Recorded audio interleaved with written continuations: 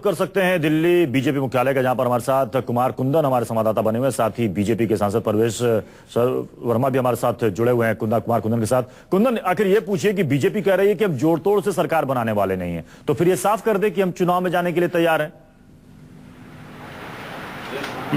बिल्कुल यही बात पूछते हैं प्रवेश जी, भारतीय जनता पार्टी का क्या स्टैंड है, मैं पूछना चाहता हूं, क्योंकि बीजेपी बार बार कह रही है कि हम जोड़ तोड़ से सरकार बनाने के मूड में नहीं है, फिर क्या ऑप्शन बचते हैं?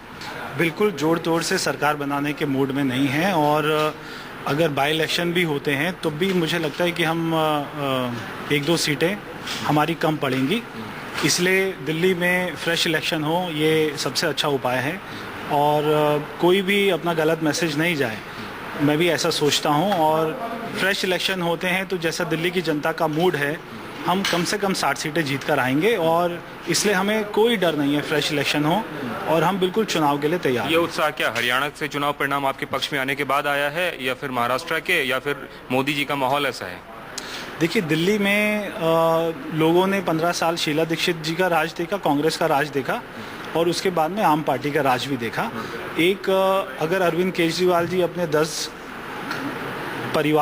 लोगों के परिवार का कुनबा नहीं संभाल सकते, तो वो पूरे दिल्ली को कैसे संभालेंगे? दिल्ली की जनता की समझ में आ चुका है। उनका कुनबा टूट के आपके पास आ रहा है, इसकी भी उम्मीद कहीं ना कहीं आपको है? हमें बिल्कुल उनके कुनबे से कोई उम्मीद नहीं है, हमें अपने कार्यकर्ताओं की मेहनत से उम्मीद है, हमें पार्टी की नीतियों से उम्मीद है, और हम निश्चित ही बहुत अच्छे बहुमत से इस बार जीत के। इंतजार किस बात का है? आज कोर्ट ने भी कह ही दिया कि जो भी तर्क संगत है और जो भी नीति संगत है उसके हिसाब से काम किया जाए। राष्ट्रपति महोदय भी हरी झंडी दे चुके हैं, फिर लेफ्टिनेंट गवर्नर को किस बात का इंतजार है? केंद्र में भी आपकी सरकार है, सब जगह आप ही हैं।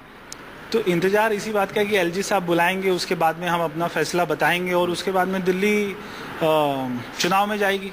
कहीं ऐसा तो नहीं कि राजनीतिक शहादत देने की तैयारी की लेफ्टिनेंट गवर्नर बुलाएं, हम वहां जाएं, फिर जनता को जाके ये बोलें कि उन्होंने तो हमें बुलाया था, लेकिन हम चुनाव ही चाहते थे, जोड़ तोड़ में नहीं चाहते थे, इसलिए हम आपके बीच आ रहे हैं? अब ये तो आपको जैसा सोचना है वैसा सोच लीजिए, मगर जो हमारा स्टैंड होगा, आपको 2:30 बजे प्रेस कॉन्फ्रेंस है, उसमें मतलब ये क्लियर है कि अब चुनाव होगा दिल्ली में? अब देखिए आगे, मैं तो ऐसे ही मानता हूँ। प्रत्युष, प्रवेश वर्मा थे जिनका मानना था कि अब दिल्ली में चुनाव ही होंगे, और एक तरीके से इसका पार्टी मन बना चुकी है। प्रत्युष, यानी कि कुंदन सब कुछ स्क्रिप्टेड था, यानी कि माना जाए कि आज 2:30 बजे हो सकता है कि उसका क्लाइमेक्स भी आ जाए सामने।